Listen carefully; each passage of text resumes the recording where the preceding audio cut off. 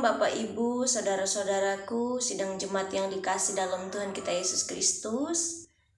Kita berjumpa lagi dalam kebersamaan, dalam perenungan kebenaran firman Tuhan. Saat ini kita diperhadapkan kembali renungan firman Tuhan dari kitab Perjanjian Baru, kitab Injil Matius pasal 22 ayat 23 hingga ayat yang ke-33. Saya bacakan di ayat yang ke-32 bagi kita sekalian saat ini ialah, Akulah Allah Abraham, Allah Ishak dan Allah Yakub. Ia bukan Allah orang mati, melainkan Allah orang hidup. Bapak Ibu Saudara-saudaraku, saya persiapkan tema renungan bagi kita ialah Dialah Allah bagi semua yang hidup. Apakah Anda, Bapak Ibu Saudara-saudaraku, adalah orang yang suka dengan momen perdebatan atau berdebat? Dalam dunia politik atau dunia akademik, dunia pendidikan formal, bahkan ada kelas untuk berdebat atau kelas debat. Berdebat adalah momen adu argumen, tukar pendapat, momen diskusi yang cenderung memperlihatkan pandangan masing-masing tentang sebuah isu. Perdebatan adalah momen mempertahankan nilai dari isi pikiran seseorang.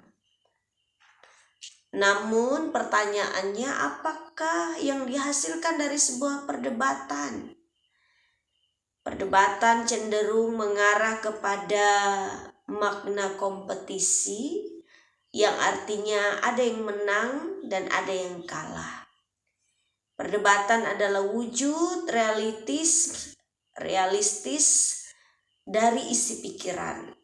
Saudara-saudaraku, ibu bapak sidang jemaat yang dikasih Tuhan, dalam dunia politik, akademis, atau akademisi, perdebatan adalah hal yang biasa dan justru sebagai momen menunjukkan betapa cerdasnya pemenang debat atau betapa kerennya pemenang debat, ya.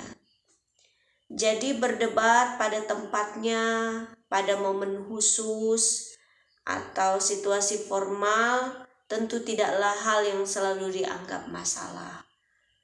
Namun bagaimana jika perdebatan itu bukan pada situasi formal? Seperti halnya dalam dunia politik ataupun di bidang akademisi, ya.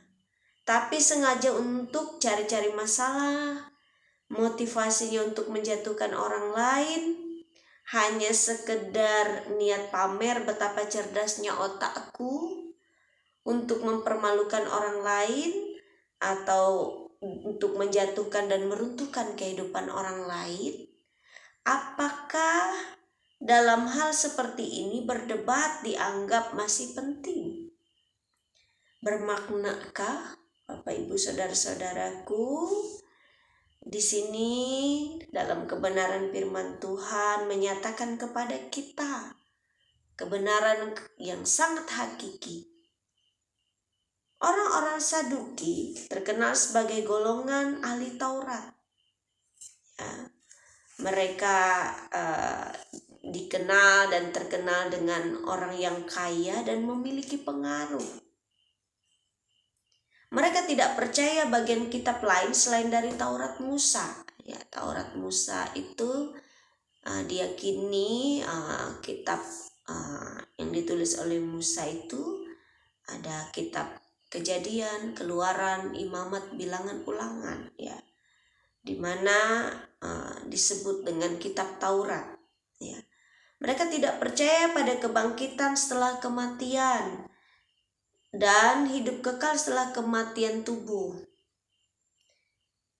Mereka memunculkan isu pernikahan Levirat atau tradisi kuno, di mana seorang pria menikahi janda dari saudara laki-lakinya demi melanjutkan garis keturunan keluarga atau warisan leluhur. Ya, ini adalah wujud dari budaya patriarki Dimana jika seseorang meninggal tanpa seorang laki-laki meninggal tanpa seorang anak laki-laki, maka saudara laki-lakinya wajib menikahi istri yang telah meninggal ini demi mendapatkan keturunan, ya, atau melanjutkan garis keturunan keluarga.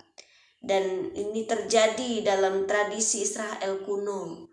Tercatat juga dalam kitab Ulangan 25 ayat 5 hingga 10. Dan isu ini dimunculkan untuk memulai perdebatan dengan Yesus karena niat ingin menjatuhkan. Penolakan mereka akan kebenaran, wujud kekerasan hati untuk menyangkal fakta kebenaran. Wujud ketidakmurnian hati untuk menerima firman Tuhan. Oleh sebab itu pertanyaannya agak nyeleneh. Ya Bapak Ibu sembarang bicara. Jadi ayat 28 dikatakan di sana, siapa nanti yang jadi suami setelah kebangkitan? Ya, apakah masa nanti hidup dengan 7 suami dalam kehidupan setelah kematian? Intinya begitu pertanyaannya Bapak Ibu saudara-saudaraku. Jadi mungkin ini juga pernah kita dengar, ya, di mana orang bertanya atau ada pernyataan seseorang, semoga nanti ya kita bisa hidup bersama di surga. Itu dikatakan suami kepada istri atau dikatakan kepada pasangan kekasih, ya Pak. Atau pernah kita dengar orang berkata-kata begini Bapak Ibu saudara-saudaraku. Jadi mungkin beginilah pikiran secara manusiawi nanti itu kehidupan di surga itu sama halnya dengan aktivitas kehidupan di dunia, ya, seperti menikah, hidup dengan pasangan di surga dengan bahagia.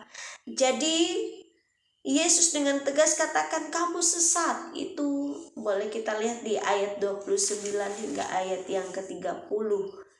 Ya, berkata 29 dan 30 berkata demikian, siapakah di antara ayat 29 dan 30, Yesus menjawab mereka, kamu sesat, sebab kamu tidak mengerti kitab suci maupun kuasa Allah.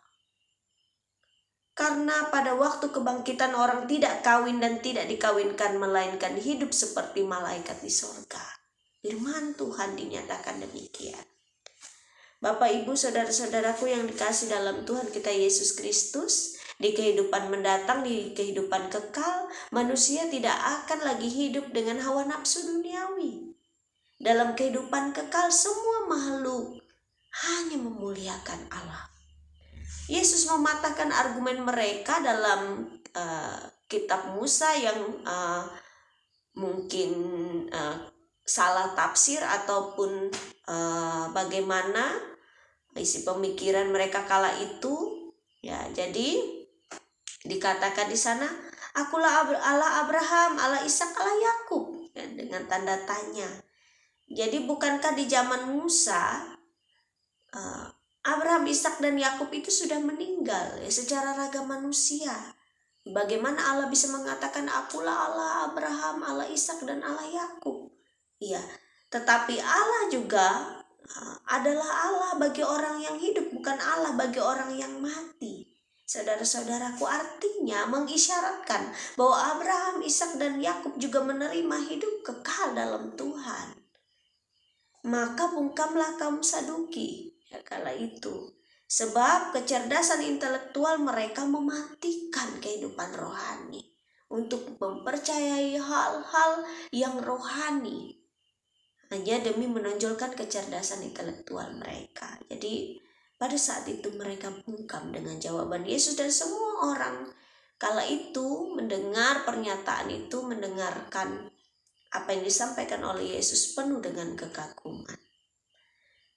Bapak Ibu saudara-saudaraku yang dikasih dalam Tuhan kita Yesus Kristus, di manakah kita cenderung atau sering bertemu dengan sifat-sifat seperti orang Saduki ini? Ayo, adakah hal yang seperti ini kita temui dalam kehidupan sehari-hari? Di mana Bapak Ibu saudara-saudaraku? Di rumahkah? Atau di tempat kerja kah? Atau di lingkungan kita bekerja? atau bahkan orang-orang seperti orang Saduki ini ada di dalam gereja. Mari kita berhati-hati dengan hal ini, dengan sifat ini, ya. Bukan tentang isu perdebatan, melainkan motif di balik perdebatan bukan untuk membangun, tetapi lebih kepada niat menindas, menghancurkan, meruntuhkan, menjatuhkan, bukan untuk menemukan solusi terbaik ya dari sebuah masalah, tetapi sengaja bikin kacau.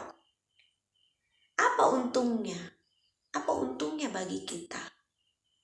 Atau apa untungnya baginya? Hanya sebuah kepuasan melihat orang lain dipermalukan? Apakah faedahnya? Bukan malah menjadi berkat, Bapak Ibu Saudara-saudaraku. Justru sumber dari kutuk, di mana menghasilkan sesuatu yang tidak baik. Sementara kita ini memiliki kesempatan untuk hidup menjadi berkat, itu yang dikehendaki oleh Allah. Menyatakan damai sejahtera Allah di tengah-tengah dunia ini. Menyatakan dan menceritakan kemuliaan Allah bagi semua yang hidup. Sehingga semua yang bernapas memuliakan Bapa di surga, sebab Ia Allah bagi semua yang hidup, bagi kita semua.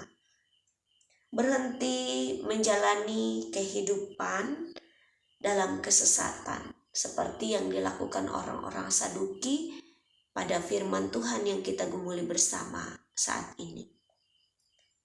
Bertumbuhlah dalam kepercayaan yang murni kepada Tuhan.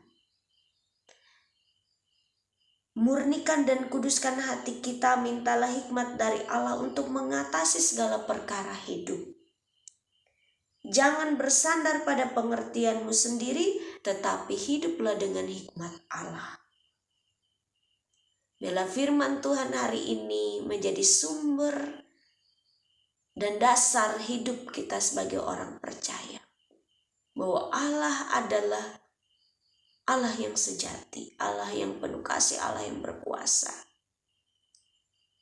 Tuhan menolong dan memampukan kita agar kita tidak hidup berdasarkan pengertian kita sendiri, berdasarkan hikmat manusiawi, tetapi hidup dalam hikmat Tuhan. Tuhan memberkati. Amin. Mari kita berdoa. Terima kasih Tuhan untuk firman-Mu yang boleh kami dengarkan sekarang. Ajarlah kami Tuhan, berilah kami hikmat, agar kami tidak sembarang bicara, tidak sembarang berkata-kata, agar kami hidup bijaksana dan takut akan Tuhan. Kami hidup untuk memberkati, bukan untuk mengutuk. Kami hidup menjadi berkat, bukan untuk menindas atau menyakiti. Biarlah Tuhan, Engkau selalu menjadi Allah bagi kami yang hidup. Dan kami hidup untuk memuliakan-Mu dengan pikiran, perkataan, dan perbuatan kami. Berkati umat-Mu dalam segala perkara hidup kami andalkan Engkau senantiasa. Dalam nama Tuhan Yesus. Amin. Terima kasih untuk kebersamaan mendengarkan kebenaran firman Tuhan. Tuhan memberkati kita sekalian. Shalom.